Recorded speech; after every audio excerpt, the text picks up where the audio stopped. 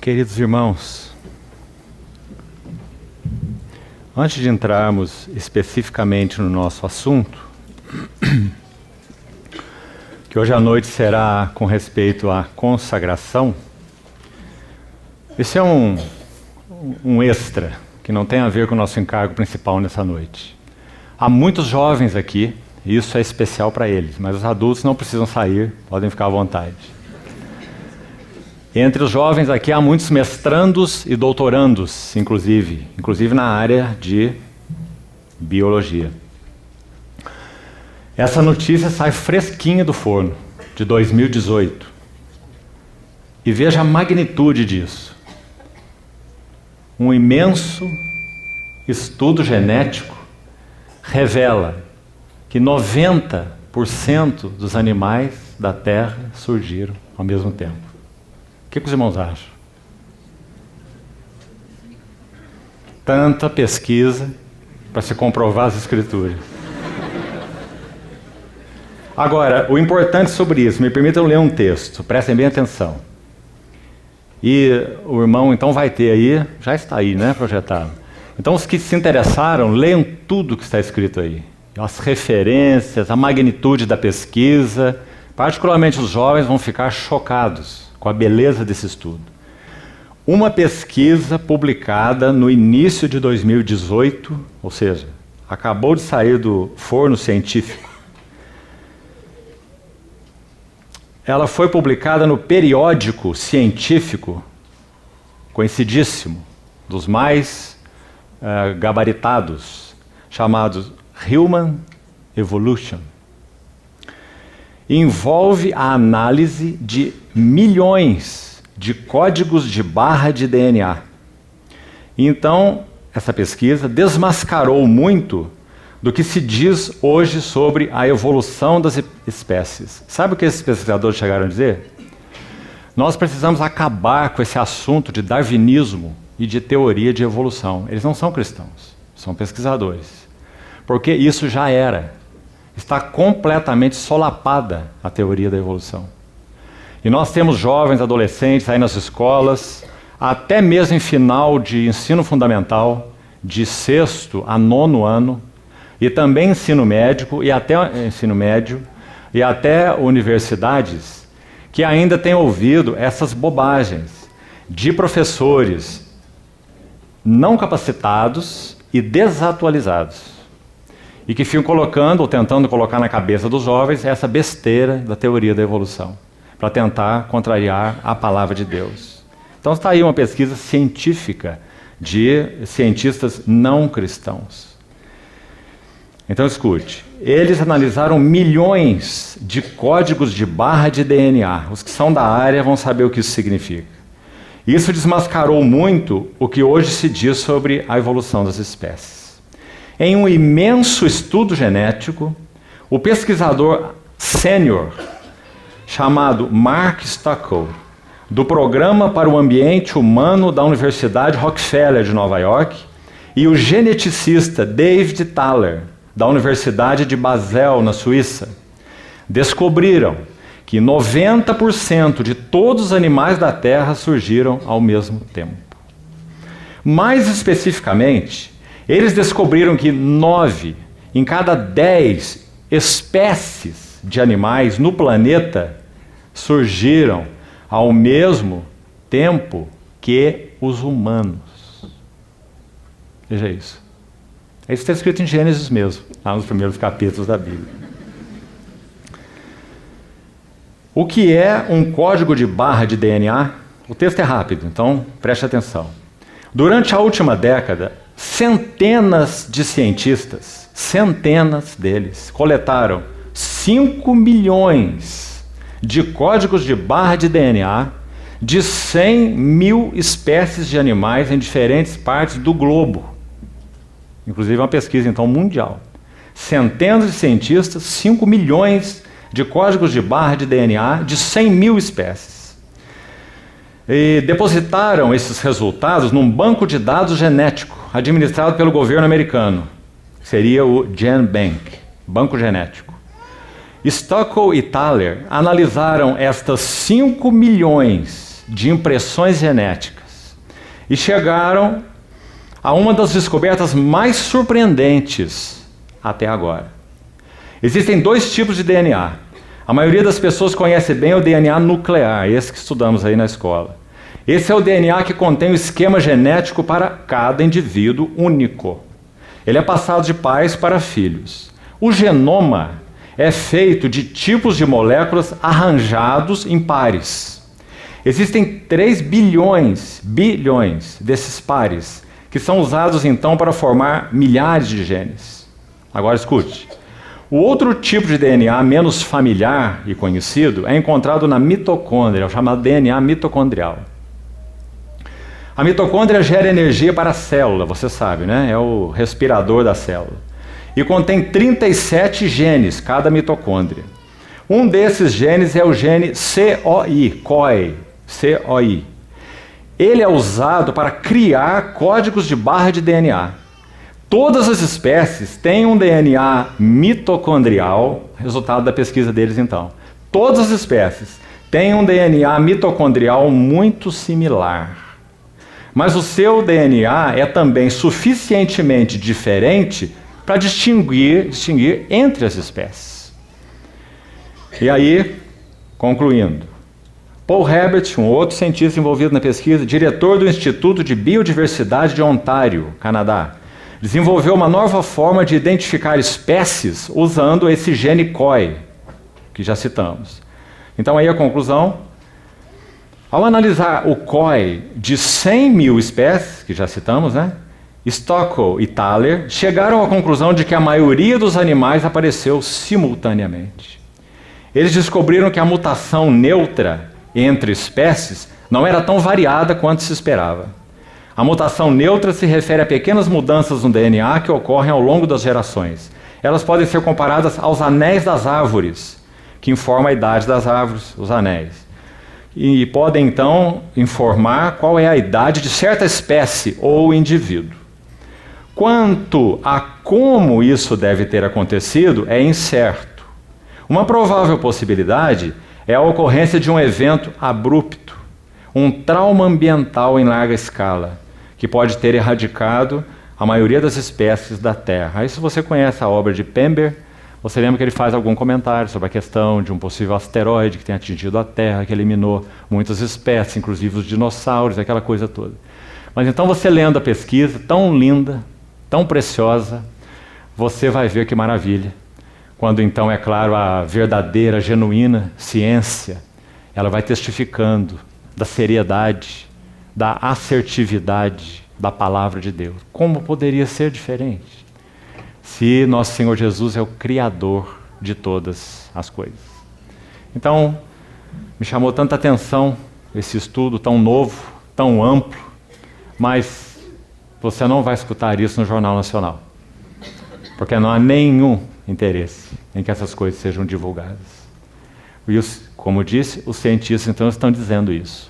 Se nós não queremos admitir que há um Deus, e há um Deus que criou todas as coisas, então vamos esquecer a teoria da evolução e vamos tentar buscar uma outra alternativa. Porque teoria, evolução já era. O Senhor, então, nosso bendito Deus e Criador, traga essa segurança, alegria, gozo no nosso coração, porque Ele está dando uma demonstração que Ele poderia não dar, nem precisava dar, nunca. Mas Ele está dando uma demonstração a todos de quem Ele é e o que Ele fez. Glórias ao seu nome. Vamos seguir então, queridos irmãos. Vamos abrir as nossas Bíblias no livro de Hebreus. Com a ajuda do Senhor será nosso tema para as 2 sessões dessa noite. A Epístola aos Hebreus. Vamos inicialmente ler o capítulo 5 e vamos ler os versos 7 a 9, inicialmente. Ele, Jesus, nos dias da sua carne, tendo oferecido com forte clamor e lágrimas orações e súplicas a quem o podia livrar da morte, e tendo sido ouvido por causa da sua piedade, embora sendo filho, aprendeu a obediência pelas coisas que sofreu. E tendo sido aperfeiçoado, tornou-se o autor da salvação eterna para todos os que lhe obedecem. Vamos orar.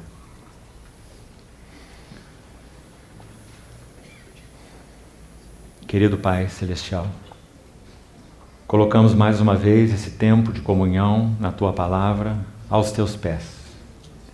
E te pedimos que o Senhor seja generoso, misericordioso para conosco. E nos dê a capacidade espiritual de receber a Tua Palavra no nosso coração. Abre os olhos do nosso entendimento. Somos Teus e Tu és nosso. Te pedimos que Tua Palavra seja uma faca aguda nos nossos corações, penetrando e fazendo Tua obra santa em nós, para louvor da glória da Tua graça. Atende-nos, Senhor. Cuida desse ambiente em que estamos. Remove as distrações externas e internas, para que nosso coração esteja focado e possamos então receber algo mais do significado e das belezas, virtudes, riquezas do Teu Filho, Jesus Cristo. Assim esperamos totalmente em Ti. Em nome do Senhor Jesus oramos. Amém. Queridos irmãos, também para efeito de estudo, antes de entrarmos na Epístola aos Hebreus, o que nós buscaremos fazer com a ajuda do Senhor é o seguinte: há 14 apelos na Epístola aos Hebreus. Todos eles têm a ver com consagração. Então nós vamos dedicar esses 2 períodos à Epístola aos Hebreus. E vamos ver, assim espero no Senhor, todos os 14 apelos. E eles são divididos em grupos. Um primeiro grupo de 5 apelos, um segundo grupo de 4 apelos e um terceiro grupo de mais 5 apelos. 5, 4, 5. 14 apelos. E esses apelos, para que você já tenha um esboço, então, primário aí, o primeiro grupo de 5 apelos fala sobre o significado da consagração. Depois entraremos nos detalhes. Faça, por enquanto, o seu esboço aí. 5 apelos, o significado da consagração. O tema dos primeiros 5. Depois nós veremos mais 4 apelos. E esses 4 falam do progresso da consagração. Primeiro, então, o que significa a consagração? Qual é a essência da consagração? Primeiro grupo de 5. O segundo grupo de 4, o progresso da consagração. Como podemos avançar na consagração? E por último, um grupo de mais 5 apelos, que tem a ver com os desafios da consagração. Então, o que a consagração é, em essência, o que significa, né, os elementos que nos falam do progresso da consagração e quais são os desafios da consagração. Agora, de novo, como temos muitos irmãos jovens aqui, graças ao Senhor, e mesmo irmãos que já são mais velhos, então gostaria de indicar pelo menos 5 obras para o estudo de Hebreus. Uma coisa ainda antes de citá-las. Irmão, se você ler o livro de Hebreus 50 vezes, como dizia o grande mestre da palavra, Campbell Morgan, aos seus alunos, se você ler o livro de Hebreus 50 vezes, e aqui eu acrescentaria, aos pés do Senhor. Se você fizer isso, e fizer o estudo dedicado das obras que serão citadas aqui, não existe maneira de você continuar sendo a mesma pessoa. Impossível. A Epístola aos Hebreus é uma joia preciosa do Novo Testamento. Claro que todos os livros da Bíblia inteira são joias preciosas. Mas há peculiaridades no livro de Hebreus que realmente são únicas. A maneira como Jesus é apresentado no livro de Hebreus é única. A visão do apóstolo e sumo sacerdote na Bíblia, no livro de Hebreus, é única. Nenhum outro livro da Bíblia trata esse assunto como o livro de Hebreus. Alguns nem mesmo mencionam o tema. E outros sugerem, não diretamente. O livro de Hebreus é o livro do apóstolo e sumo sacerdote. O capítulo 1 até o capítulo 4, 13, trata do apóstolo. Do 4:14 até o 10:18, trata do sumo sacerdote. Uma primeira sessão para o apóstolo e os outros capítulos de 4:14 a 10:18 para o sumo sacerdote. Então veja o tamanho dessas sessões, inspiradas pelo Espírito Santo, cada letra, que nos mostram as glórias do apóstolo da nossa confissão e do sumo sacerdote da nossa confissão. Os ensinos que o livro de Hebreus nos dá sobre a encarnação do Verbo de Deus também são únicos. Nem Efésios, nem Colossenses mencionam essas nuances. O significado do Jesus, homem. Por isso a palavra Jesus, desacompanhada tanto de Senhor quanto de Cristo, ocorre frequentemente em Hebreus. Olhando firmemente para Jesus, o autor e consumador da fé. Considerai atentamente o apóstolo e sumo sacerdote da nossa confissão, vírgula, Jesus. O nome Jesus desacompanhado. Ele, Jesus, nos dias da sua carne. Então Hebreus, quando usa esse nome sozinho, Jesus, está apontando, claro, para o homem Jesus.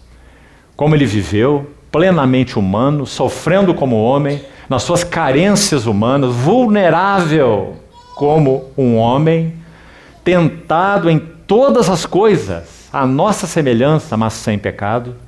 Então, irmãos, que livro é esse? A Epístola aos Hebreus. Então, se você se dedicar assim, então depois de toda essa tarefa, o Senhor vai começar a usar a sua vida para compartilhar sobre Hebreus. Até lá você não terá muito o que dizer desse magnífico livro. Então, quais são as obras? A primeira, infelizmente nós temos 3 em inglês, uma em espanhol e só uma em português.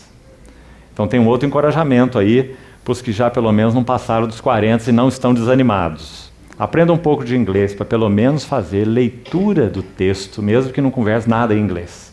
Porque há obras que possivelmente nunca virão para português. E são pérolas preciosas. Então a primeira obra, The Holiest of All, de Andrew Murray. Essa é uma obra-prima sobre o livro de Hebreus. É maravilhosa. E, infelizmente, ainda está em inglês. Parece que há um grupo de irmãos, um pequeno grupo aqui no Brasil, que está traduzindo essa obra para o português. Essa é uma grande tarefa. E esperamos que seja feita, porque é uma obra-prima. O Santíssimo, The Holiest of All, de Andrew Murray.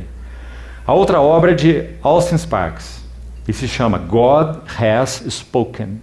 Deus tem falado. Maravilhosa, sobre o livro de Hebreus. A terceira obra, ainda em inglês, é de nosso irmão Stephen Kong, e se chama Word, palavra, Word of Exhortation. Também uma obra linda, de nosso irmão Stephen Kong. Aqui uma obra em espanhol, que já facilita para a maioria dos irmãos. El Progresso del Cristiano, de Griffith Thomas. Esse também é um autor conhecido de alguns irmãos. Uma obra maravilhosa, O Progresso do Cristão. Essa obra está, então, acessível em espanhol. Então, a única obra em português que entendo ser relevante indicar se chama Hebreus. Nem sei se a editora existe. O nome da editora era Editora Vida Cristã. Eu acho que ela não existe mais.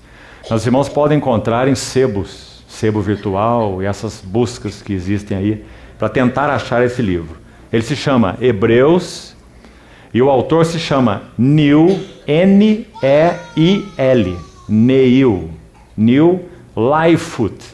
Light de luz, foot de pé. Lightfoot. É uma linda obra em português sobre o livro de Hebreus. Então, essas 5 literaturas para os irmãos que queiram se debruçarem sobre elas. Então vamos aos apelos desse livro. Ainda antes de entrarmos neles, 14 apelos. Qual é a beleza e a importância desses apelos? Primeiro, todos esses apelos têm em vista a plenitude da vocação celestial. Precisamos registrar isso aí. 14 apelos que vão nos falar sobre a plenitude da vocação celestial, porque essa é uma das notas importantes no livro de Hebreus. Hebreus 3:1. Por isso, santos irmãos, que participais da vocação celestial. Isso é o que, para isso nós somos chamados pelo nosso Senhor, com uma vocação celestial. Santos, separados, irmãos do unigênito, que se fez primogênito. A meus irmãos declararei o teu nome e cantarei louvores no meio da congregação. Como o autor cita aí o Salmo 22 em Hebreus 2. Então todos os 14 apelos, eles têm a ver com a plenitude da nossa vocação celestial. E segundo item, já falamos até sobre esses 14 apelos, eles são um chamado à consagração. Então por isso, entendemos o Senhor de trazer esse livro para esse tema, que é um dos temas da conferência, né?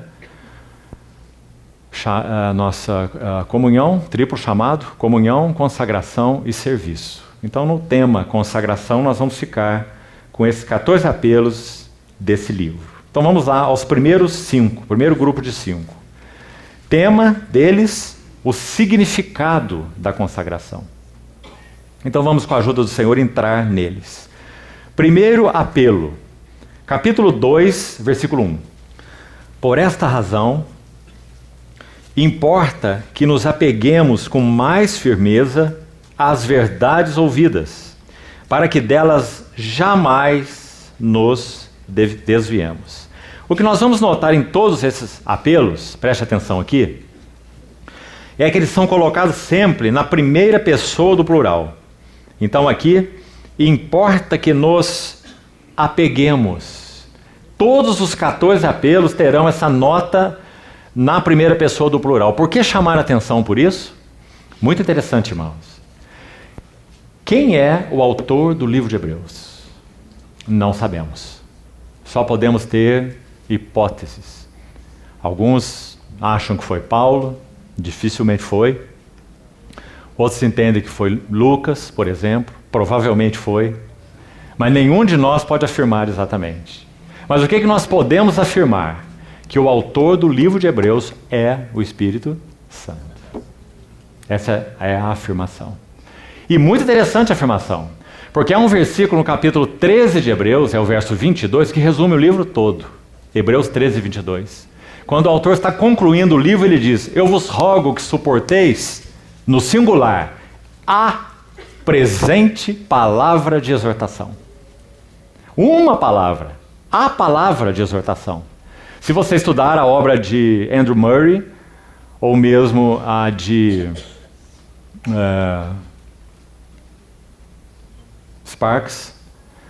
Griffith Thomas, a obra de Andrew Murray e de Griffith Thomas, que citamos, você vai ver que eles enfatizam as 5 exortações do livro de Hebreus. Porque é uma palavra de exortação, está aí, Hebreus 13, 22, a palavra de exortação, uma palavra de 13 capítulos, que contém 5 exortações. Não é nosso tema para hoje. Sabe o nosso problema com o livro de Hebreus? É que nós temos muitos planos de estudo nesse livro. Você pode ir por aqui, pode ir por aqui, pode ir por baixo, pode ir por cima. Então, às vezes, nós ficamos... O que vamos fazer com esse livro agora? Por onde nós vamos? Então, vamos um pouco pela direita, um pouco pela esquerda, um pouco por baixo, um pouco por cima. Porque você pode abordar esse livro de 4 maneiras diferentes. 4 ângulos. Um dos ângulos são as 5 exortações. Outro ângulo é o apóstolo e sumo sacerdote. Outro ângulo são os 14 apelos que nós estamos vendo agora. Tão rico, maravilhoso, majestoso é esse livro de Hebreus. Então, se o Espírito Santo é o autor desse livro, amado irmão, então, quando nós ouvimos as exortações na primeira pessoa do plural, o que nós temos certeza? Quem está nos falando é o Espírito Santo. Junto conosco, aliado conosco, porque ele veio morar em nós, nos fez sua habitação. Então ele está falando para nós, incluindo a ele, porque ele diz nós, não é? Então ele vai dizer: apeguemos com mais firmeza as verdades ouvidas. Você acha que o Espírito Santo é apegado à palavra de Deus? O que você acha? Ele é o Espírito da palavra. Então o que ele tem a dizer para nós? Apeguemo-nos. Importa que nos apeguemos com mais firmeza. Será que o Espírito Santo, por exemplo, teme que nós fiquemos aquém da vocação celestial? Teme. Então o que ele tem para dizer para nós? Temamos. Que sendo-nos deixada a promessa de entrar no descanso de Deus, suceda parecer que algum de vós tenha falhado. Hebreus 4:1.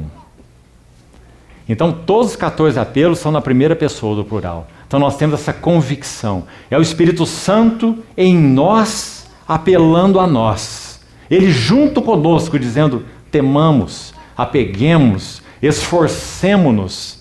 E são muitos outros, são 14 apelos. Então que maravilhoso ouvir essa voz.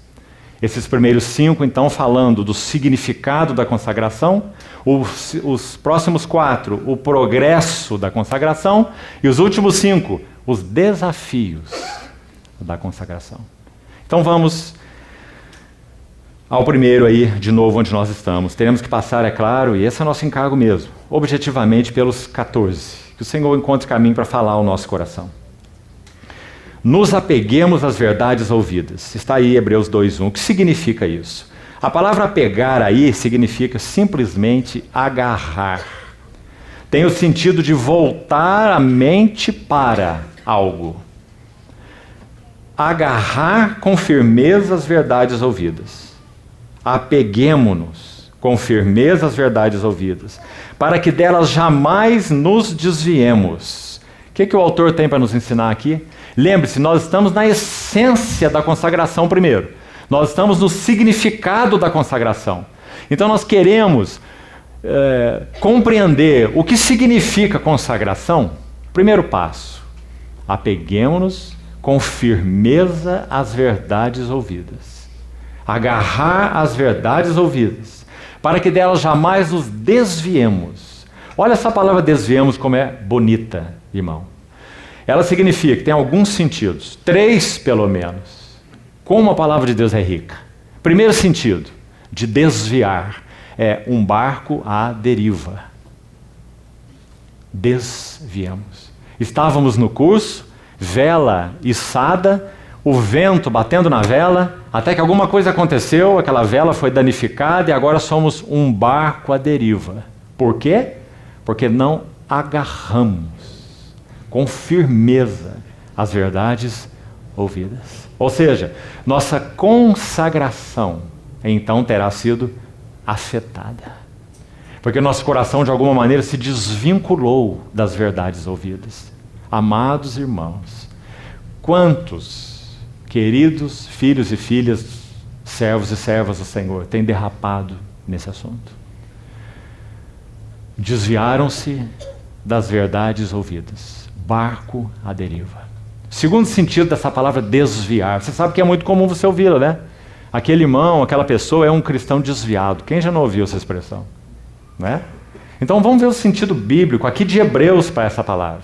Primeiro então, um barco sem rumo, à deriva, porque não agarrou as verdades ouvidas. Segundo sentido, muito interessante também. No grego essa palavra significa também aquilo que escapa da mente. Muito interessante. Não basta que nós tenhamos tempos preciosos de comunhão nos lares, nas casas, em locais de reunião, numa conferência assim como seja, e nós possamos receber a palavra, fazer um depósito em nosso coração, e então, daí a pouco, a mente já não tem mais nada guardado nela. É certo que algumas impressões espirituais foram feitas, isso é muito importante. Nós, como falávamos também pela manhã, é importante que as impressões espirituais, revelação, iluminação do Espírito de Deus no nosso espírito, se traduza também em compreensão espiritual das verdades de Deus. Nossa mente não vai ficar em ponto morto. Nossa mente vai ser edificada com a verdade. Quem busca colocar a mente em ponto morto são as filosofias e seitas que usam meditação e mantras. A ideia é colocar a mente em ponto morto para que então os espíritos enganadores e demônios possam ter acesso à mente. Não é assim conosco, muito pelo contrário. O Espírito Santo nos dá as impressões, o discernimento, a intuição, o conhecimento espiritual no Espírito, e isso vai sendo explicado à nossa mente.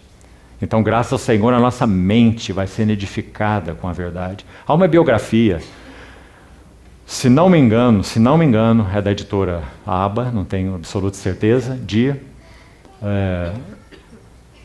Blaise Pascal.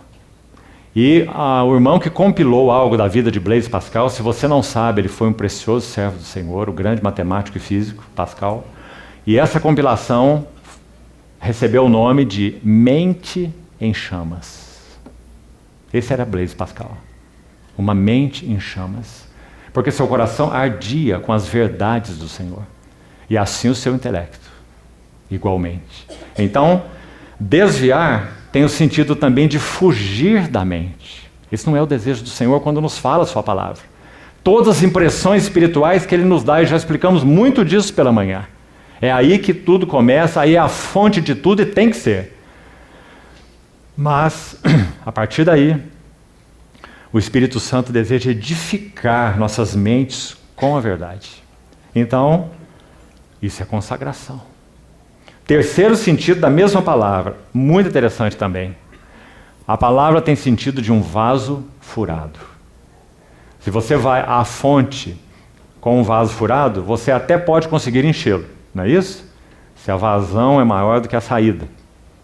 Mas quando vazão da fonte é maior do que o furo, dos furos do vaso. Mas você anda 100 metros e não tem nada no vaso. Um vaso furado. Ouviu, e também comentamos isso já em Lucas 8. Lembra-se? Quando nosso Senhor falou, vede, pois, como ouvis. A semente que caiu na beira do caminho são aqueles que ouviram, mas o inimigo arrebata do coração. Aqui caiu entre os espinhos são que ouviram, mas os cuidados do mundo sufocaram a semente. Aqui caiu no solo rochoso, ouviram, mas tem curta duração. Não é? Então o Senhor diz, vede como ouvis. Como nós ouvimos? Ouvimos como beira do caminho, ouvimos como solo rochoso, ouvimos como solo espinhoso, ou ouvimos como boa terra. Né? Então vaso furado é o terceiro sentido da palavra. Por que então, irmãos, esse livro de Hebreus é tão especial no assunto de consagração, com os seus 14 apelos? Porque estamos vendo o primeiro passo que é dado, tem a ver com a essência da consagração, ou significado da consagração. Ou seja, resumindo, já esse primeiro apelo é totalmente dependente da nossa relação com a palavra de Deus. Se o nosso coração, mente não estão ocupados com a palavra de Deus, nós vamos derivar do caminho. Um barco à deriva, um vaso furado, uma mente não edificada. Isso é essencial na consagração. Aliás, irmãos, essa palavra consagração é tão preciosa. Você já está vendo mesmo no português o que ela significa. Consagrado. Não é bem claro? Estamos unidos ao sagrado. Estamos diante do sagrado. Estamos vivendo com o sagrado, no sagrado. Consagração. Ele é o sagrado para Deus e para os nossos corações. E nós nos consagramos, nos unimos ao sagrado, com S maiúsculo. Por isso, irmão, por exemplo, na Epístola aos Efésios, junto com Colossenses, Paulo vai dizer assim, enchei-vos do Espírito. E a expressão paralela, digamos assim, em Colossenses, sabe qual é? Habite ricamente em vós a palavra de Cristo. Que importante, amado irmão.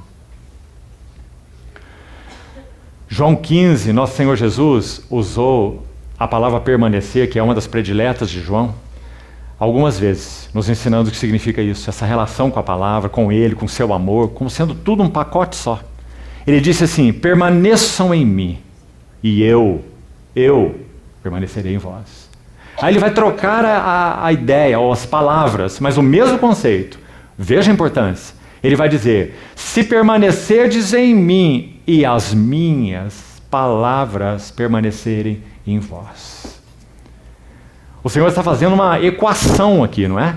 Ele está dizendo que Ele permanecer em nós e Suas palavras permanecerem em nós são uma única e mesma coisa. Se nosso coração estiver vazio da palavra do Senhor, está vazio do Senhor. As palavras que eu vos tenho dito são espírito e são vida. Certa vez George Miller estava orando, pedindo a Deus fé. Você sabe quem foi George Miller? E o seu orfanato de 500 crianças, sustentado exclusivamente pela fé, não por esmolas, ou doações ou petições. George Miller disse: eu orava a Deus pedindo fé. Então eu fui à palavra e a fé veio. Não é lindo?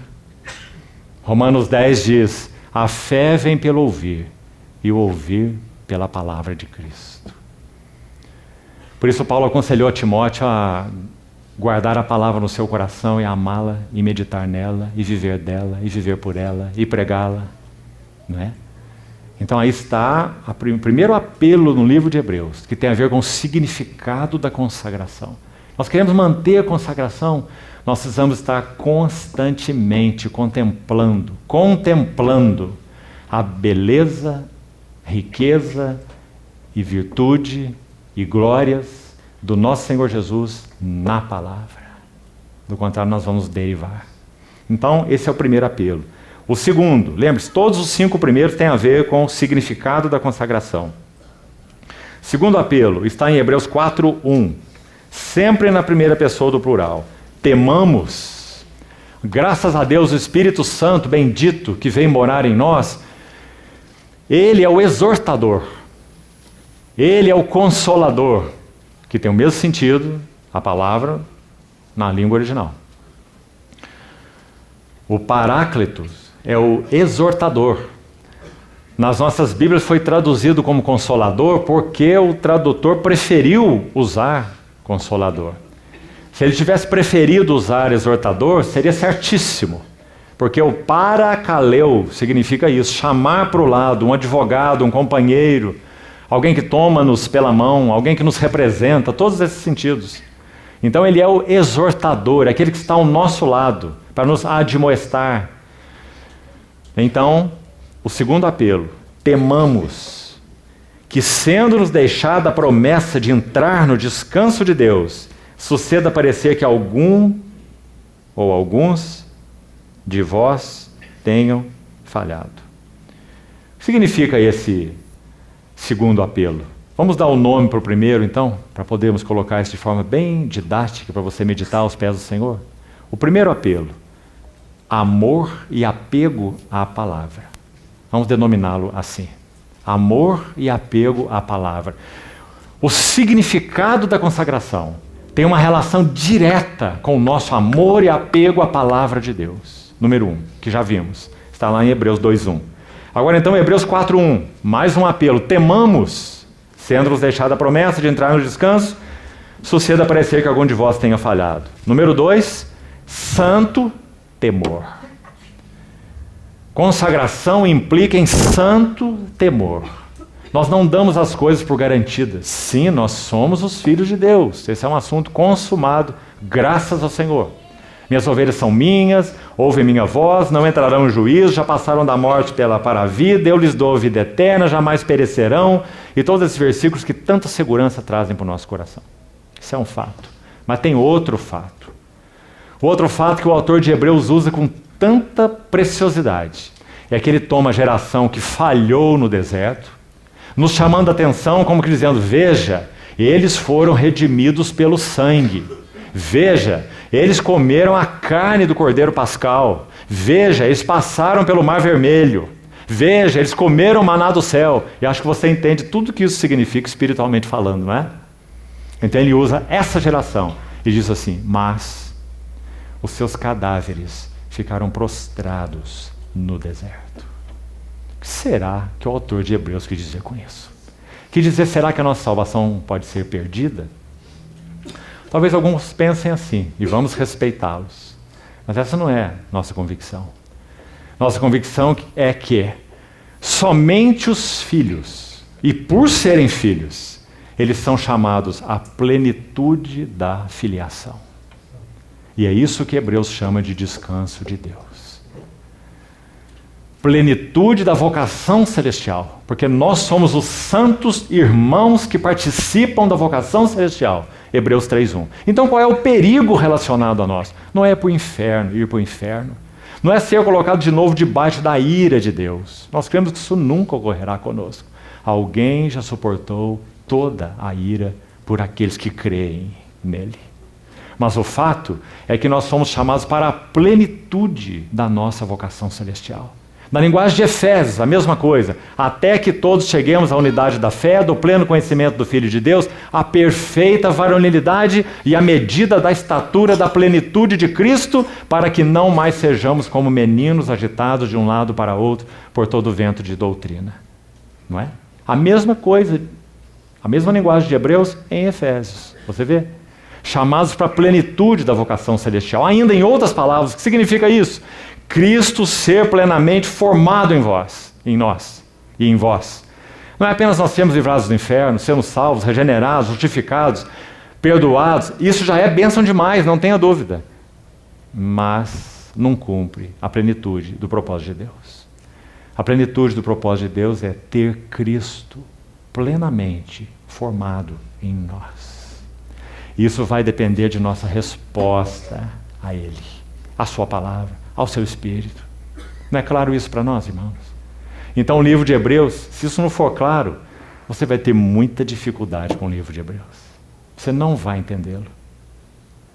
Mas se isso for claro, o livro de Hebreus vai se abrir para você. Nós somos a primeira geração ou somos a segunda geração? Nós já tivemos o sangue aspergido, a carne do cordeiro, o maná do céu, já passamos pelo mar vermelho, que tipifica o batismo, né? O mar já foi fechado, nós não voltamos para o Egito de novo, a obra do Senhor foi consumada, fomos redimidos, mas e agora? 10 vezes eles murmuraram no deserto e não puderam alcançar a plenitude da herança. E o livro de Hebreus vai usar essa exortação para nós, os cristãos. Então não podemos fugir dela. Condenados então a tirar o livro de Hebreus da nossa Bíblia e muitas outras passagens. Então, sim, temamos. Há motivo para temer. Não a ira, não o inferno. Mas temer não entrar na plenitude daquilo para o que fomos chamados. Como a primeira geração não entrou. Então, o segundo apelo, para dar um tema para ele, santo temor. Que o Senhor nos mantenha nesse santo temor. E nos dê uma santa ganância, como Paulo tinha. Prossigo para o alvo, o prêmio da soberana vocação de Deus em Cristo Jesus, para ganhar a Cristo e ser achado nele, para o conhecer e o poder da sua ressurreição. Essa tem sido nossa gana, irmãos? Tem. O Cristo tem sido um anexo de nossas vidas. Cristo tem sido ponte para um fim. Corremos esse risco. Que o Senhor então nos ajude e ajuste nossos corações. O que significa, então, esse segundo apelo, santo temor? Primeiro, já explicamos, falhar em entrar na plenitude do descanso. Já citamos. Segundo, atenção, 3 vezes, nesse contexto de Hebreus 3 e 4, o Salmo 95 é citado, com a referência, 3 vezes, hoje, se ouvirdes a sua voz, não endureçais os vossos corações. Está aí em Hebreus 3, 7, veja aí. Está lá de novo em Hebreus 3,15. Está lá de novo em Hebreus 4, 7. 3 vezes. Por que você acha que há uma tríplice exortação aqui? É claro, irmãos, o Espírito Santo não está perdendo tempo, nem palavras. É porque ele está tratando de um assunto muito sério. Então ele cita 3 vezes o Salmo. Hoje, se ouvirdes sua voz, não endureçais os vossos corações. Já vimos no capítulo 2 o que foi dito. Apeguemos com firmeza às verdades ouvidas, para que delas não nos desviemos. O verso 2 do capítulo 4, por favor acompanhe, que está em seguida a esse apelo, temamos o santo temor. Olha o que é dito em Hebreus 4:2. 4:2. Porque também a nós, foram anunciadas as boas novas, como se deu com eles. Quem são o eles? A primeira geração que ficou prostrada no deserto. Agora, olha esse término do verso. Mas a palavra que ouviram não lhes aproveitou, porque não foi acompanhada pela fé. A ideia aí, me permitam reforçá-la, já falamos isso, é misturada com a fé. A palavra de Deus não tem problema nela mesma, porque a palavra de Deus é viva e eficaz. Deus é vivo, então sua palavra é viva, tem a mesma natureza que ele. Deus é operante, então a sua palavra é eficaz, porque tem a mesma natureza que ele. Então não há nenhum problema com a palavra de Deus. Há problema com a recepção da palavra de Deus. Não está claro isso? Então ouviram a palavra, mas não lhes aproveitou, porque não foi misturada com a fé naqueles que a ouviram. Me permita usar uma ilustração da odontologia. Antigamente na odontologia era usado um material para restauração era uma liga, chamada amálgama de prata. Uma liga de prata, estanho e outros elementos. Então quando o mercúrio entra em contato com esse metal, enquanto estão separados, eles são estáveis, mercúrio e metal. Quando se coloca os dois juntos, você tem no máximo 5, 6 minutos para trabalhar essa liga no elemento a ser restaurado, e modelar, e desenhar, e esculpir, de acordo com a anatomia natural. Se você não fizer, pode jogar o material no lixo, porque ele vai endurecer como uma rocha. Assim é a palavra de Deus. A palavra de Deus tem uma expectativa de vida. Preste atenção nisso. Expectativa de vida. Significa, Deus nos fala.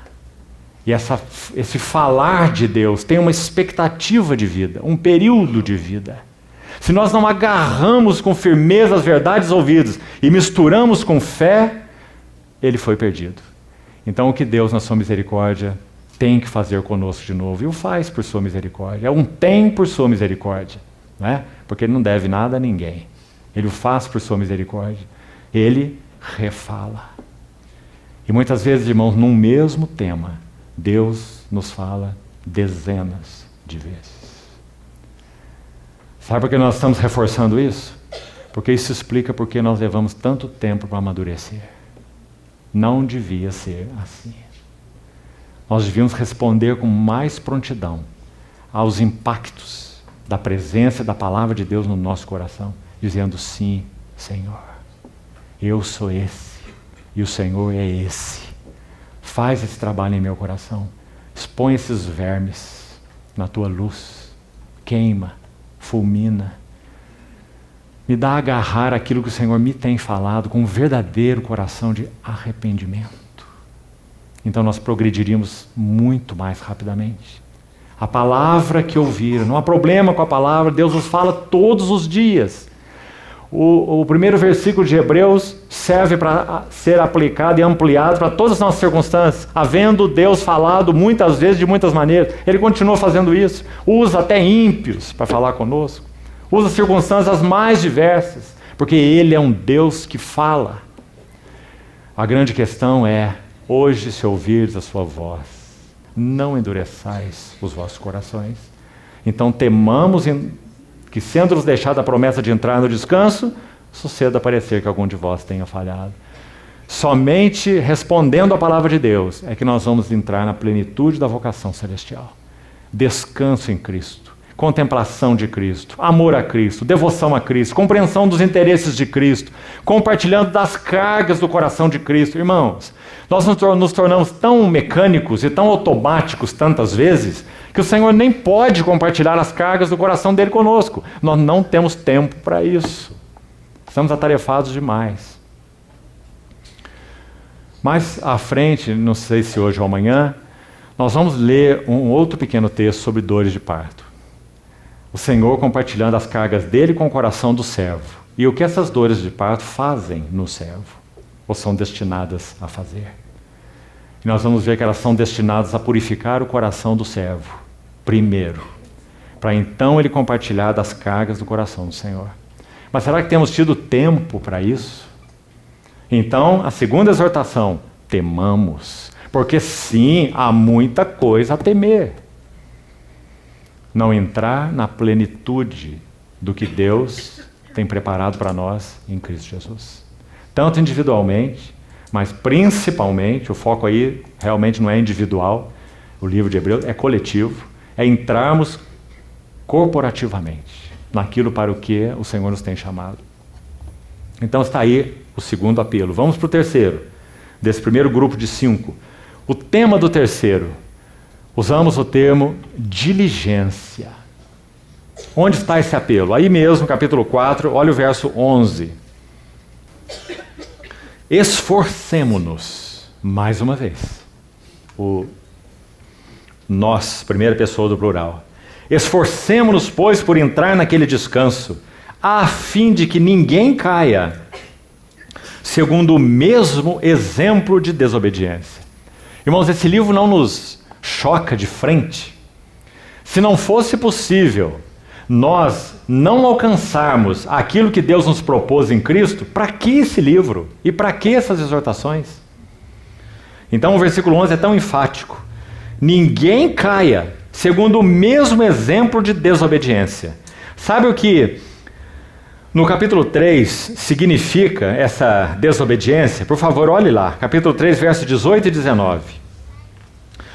Espiritualmente falando, desobediência é incredulidade, e incredulidade é desobediência.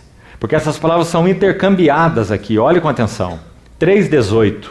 Contra quem jurou que não entrariam no seu descanso, senão contra os que foram desobedientes ou rebeldes, é o sentido aqui. Aí diz, vemos, pois, que não puderam entrar, aqui o lógico seria colocar, por causa da desobediência, já citada no verso 18. Mas o Espírito Santo aqui colocou, não puderam entrar por causa da incredulidade. Viu como as palavras são intercambiadas? Porque crer é obedecer, e não crer implica em não obedecer. E o contrário. Quando nós obedecemos a Deus, então é a prova que nós cremos nele. Quando nós não obedecemos a Deus, isso é incredulidade, porque nós não consideramos a sua palavra verdadeira e fiel. Então nós não a obedecemos. Então, aí vem o terceiro apelo à diligência. Esforcemo-nos. Essa palavra também tem o sentido de apressemo-nos. Mas parece que o sentido esforcemo-nos é mais interessante, porque faz um contraste. Olha que bonito o contraste. Nós nos esforçamos para trabalhar, certo? Trabalhar exige esforço. Mas esse versículo está nos pedindo para nos esforçar para descansar. Você faz esforço para descansar? Você chega cansado, não é? E atira o seu corpo sobre o sofá ou sobre a cama, sem nenhum esforço, não é? Mas o livro de Hebreus está dizendo, esforcemo-nos para entrar no descanso de Deus. Isso nos fala algumas coisas, irmãos, importantes. Sabe qual é a primeira? Descanso para nós não é algo natural. Nós não sabemos descansar. Não é só soltar o corpo, não. Espiritualmente falando, né? Na experiência espiritual. A nossa maior dificuldade é descansar. A nossa maior facilidade é trabalhar, é fazer, né? Como nosso irmão, querido irmão, falava na primeira reunião, ontem pela noite, né? Ouvir o Senhor, o carneiro da consagração. Hoje, se ouvirdes a sua voz, não endureçais os vossos corações. Nós queremos começar o assunto consagração pela mão, né? Ativismo. Então, aí está o terceiro apelo, diligência e o esforçar para descansar. Que lindo. Efésios, você sabe, tem 3 grandes seções. A primeira seção é descanso, a segunda seção é andar, a terceira seção é batalhar. Nessa ordem. Nunca pode ser mudada. Primeiro descansar, depois andar e depois batalhar. Nessa ordem. Então, esse é o terceiro apelo. O quarto, ele está no capítulo ainda 4, verso 14. 4:14. Tendo, pois, a Jesus, olha aí de novo, vírgula, o nome dele desacompanhado, enfatizando a humanidade dele, e aí à frente diz, o Filho de Deus, o homem, Jesus de Nazaré, que é o Filho de Deus, como grande sumo sacerdote que penetrou os céus, conservemos firmes a nossa confissão. Aí está o apelo. Conservemos, mais uma primeira pessoa do plural. A que se refere esse apelo? Constância de fé. Lembre-se então, todos esses primeiros 5, já estamos no quarto, falam do significado da consagração. Queremos manter firme a nossa relação com o nosso Senhor, consagração. Queremos manter firme o nosso altar pessoal, consagração. Então há mais um elemento essencial: constância de fé. Irmãos, há uma diferença entre a palavra confissão, que está aí no verso 14, nossa confissão, da palavra profissão de fé. A diferença é: profissão de fé é feita num ambiente amistoso. Confissão de fé é feita em um ambiente inamistoso. Compreende a diferença? Nós somos chamados a professar a nossa fé, isso fazemos no nosso ambiente cristão, mas também somos chamados a confessar a nossa fé. Há tantos exemplos maravilhosos que nos levam às lágrimas quando nós lemos a história dos mártires de todos os séculos. Não é? Por que morreram como morreram? Porque eles conservaram firmes a sua confissão até o fim. Exultantes. Inácio de Antioquia, quando foi levado para uma arena para ser devorado por leões, foi dito a ele se ele queria dizer suas últimas palavras. E ele disse, levantou seus olhos ao céu e orou. E disse: meu Senhor, eu não sou um homem digno de dar testemunho do meu amor por Ti diante de tantas pessoas num momento só. Confissão de fé. Conservemos firmes a nossa confissão. Quem foi o primeiro mártir da Bíblia da era cristã? Estevão. Como ele partiu? Vejo os céus abertos. Essa é a história de todo mártir. E o Filho do Homem de pé à destra de Deus. Maravilhoso. Conservemos firmes a nossa confissão. Então, esse é o quarto apelo. Constância de fé. A confissão da pessoa e obra de Cristo. Quinto apelo, para encerrar então o primeiro grupo de 5. Todos falando do significado da consagração. Está ainda aí no capítulo 4, verso 16. Acheguemo-nos. Mais uma vez, o que é lindo aqui. Ninguém conhece o caminho para o trono da graça, a não ser o Espírito Santo. Ele veio morar em nós. Então é ele que fala no plural. Acheguemo-nos. Como que dizendo, fique tranquilo. Mantenha suas mãos atadas às minhas. Eu conheço o caminho do trono da graça. Eu conduzo você lá. Eu o conheço muito bem. Acheguemo-nos confiadamente junto ao trono da graça. Trono da graça, queridos irmãos, é uma das frases mais lindas da era cristã, chamemos assim. Porque nós sabemos quem está sentado no trono de Deus. Para nós, igreja, o apóstolo e sumo sacerdote da nossa confissão. Mas para o universo em geral, é o juiz de vivos e de mortos. É o trono do juízo. O cordeiro aprovado, o homem provado e aprovado, é ele que está lá. Mas quando nós nos achegamos a esse trono, não é para nós um trono de juízo, muito menos de ira. Ele é o trono da graça. E aqui nós encontramos duas palavras maravilhosas nesse quinto apelo. É que nesse trono da graça nós encontramos duas coisas preciosas, necessárias. Nós encontramos misericórdia e graça para socorro em ocasião oportuna. Queria procurar ajudar os irmãos com duas distinções aqui. Primeiro, uma frase de um irmão do passado, muito linda e interessante. Ele diz assim, escute bem, misericórdia é Deus não nos dar o que nós merecemos. Nós merecemos por natureza juízo.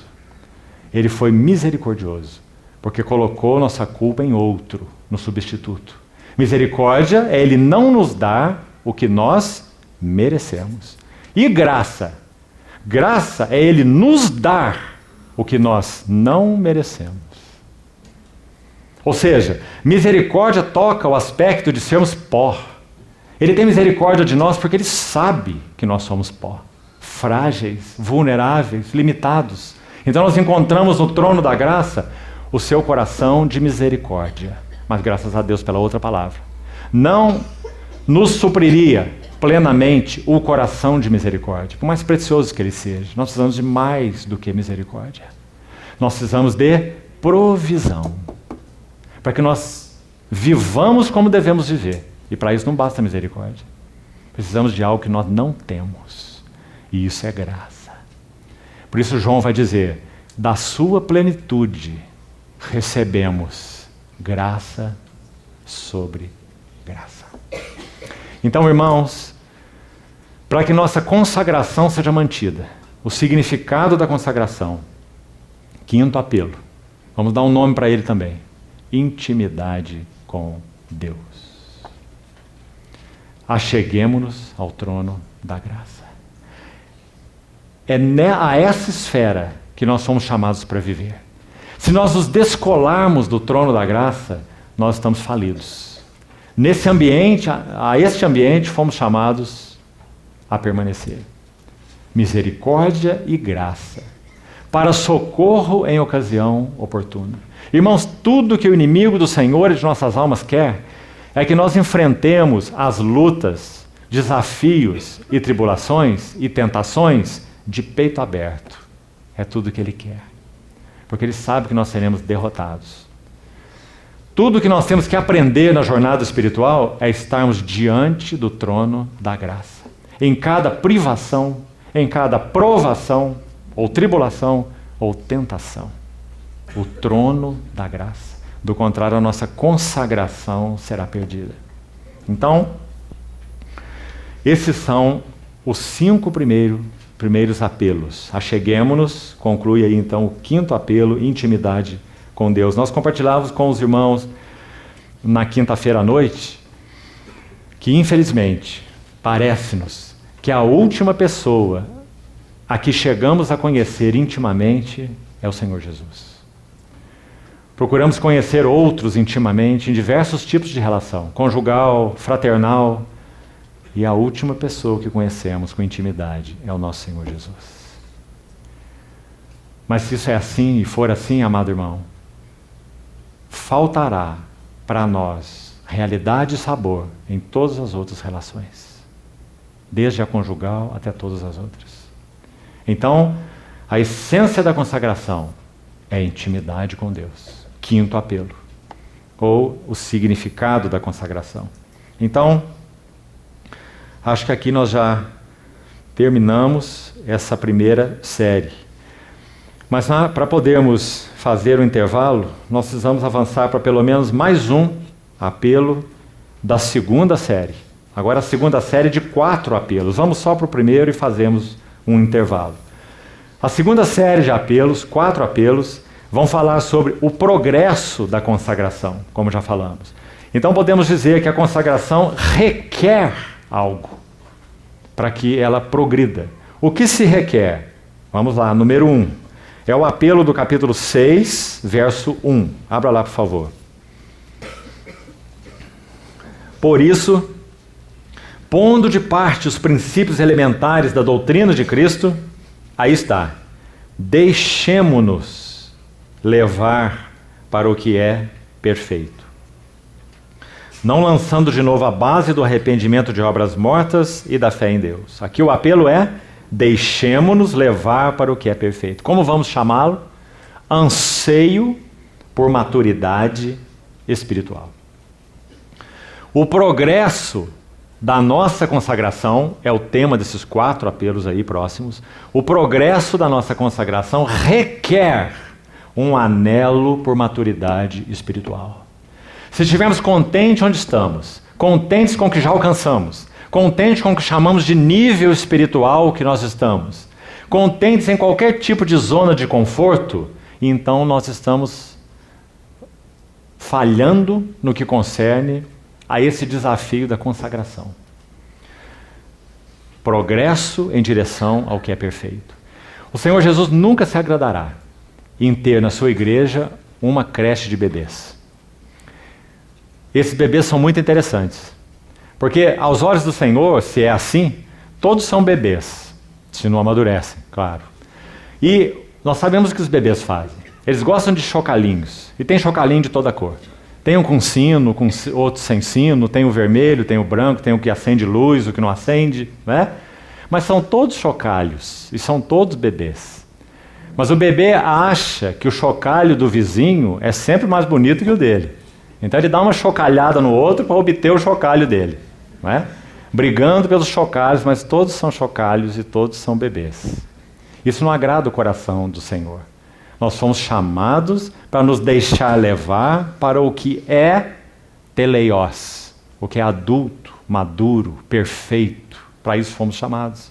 Como nós avançamos a isso? Um anelo por maturidade espiritual. Como isso se expressa?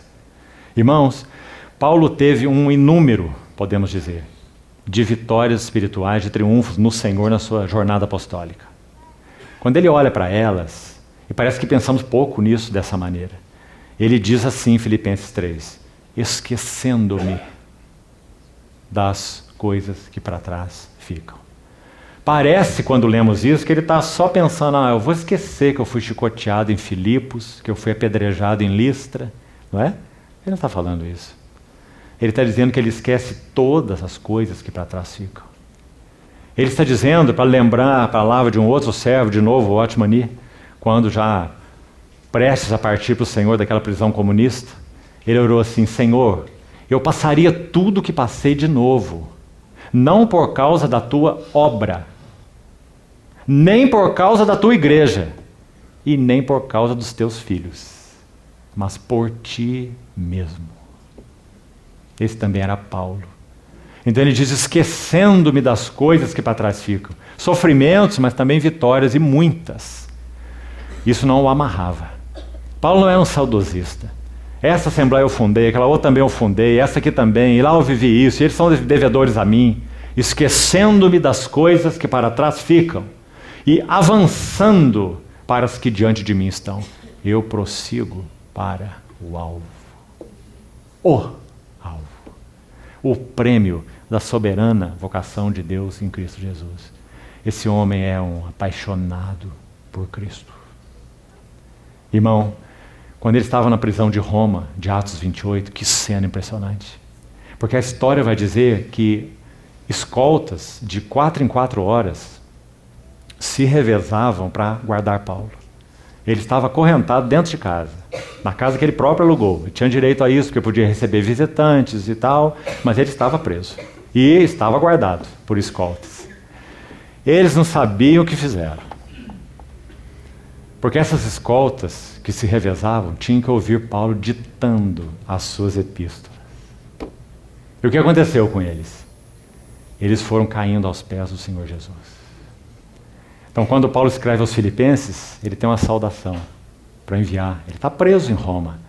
E tem uma saudação para enviar para Roma. Saúda-vos, os da casa de César.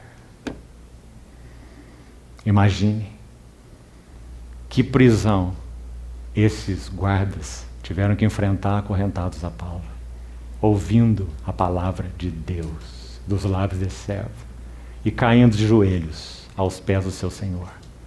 Então, prossigo para o alvo. Deixemos-nos levar para o que é perfeito. Um missionário entre os índios, século passado, chamado Henry Martin, ele partiu porque adquiriu uma doença entre os índios que ele evangelizava. Ele escreveu algumas coisas muito bonitas. Uma delas, ele era um jovem, menos de 30 anos. Ele escreveu assim, em ti, uma oração. Em ti, ó meu Deus, não há engano.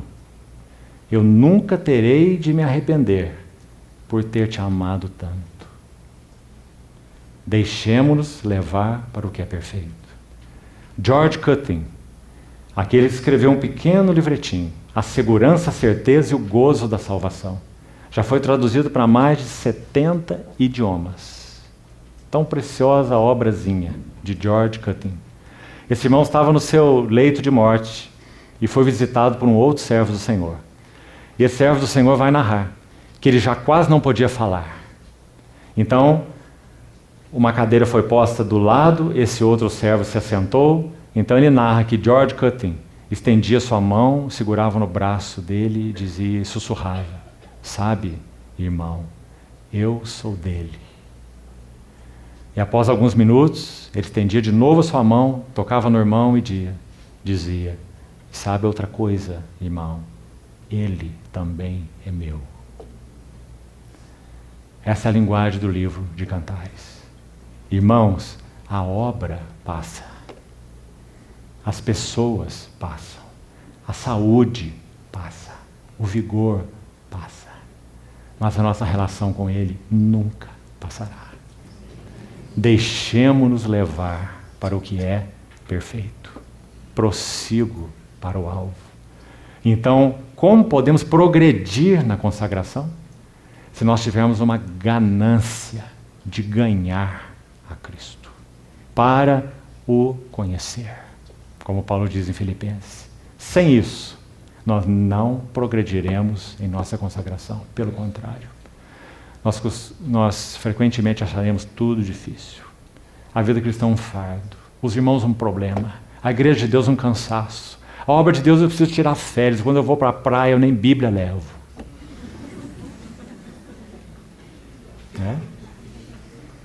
Senhor, guarde nossos corações. Anelo por maturidade. Determina progresso da consagração. Então vamos fazer um intervalo aqui. Então seguimos com os outros apelos, Senhor permitir. Vamos orar antes de fazermos esse intervalo.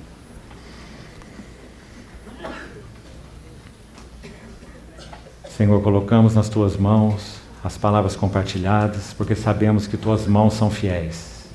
E o Senhor é o único capaz de usá-las no nosso coração e nos aperfeiçoar, conduzir nossos afetos para Ti. Confiamos, Senhor, tudo a Ti.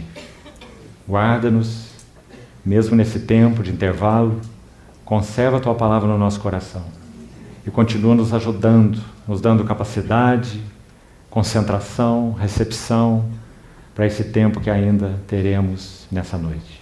Esperamos em Ti, na Tua graça, em nome do Senhor Jesus. Amém.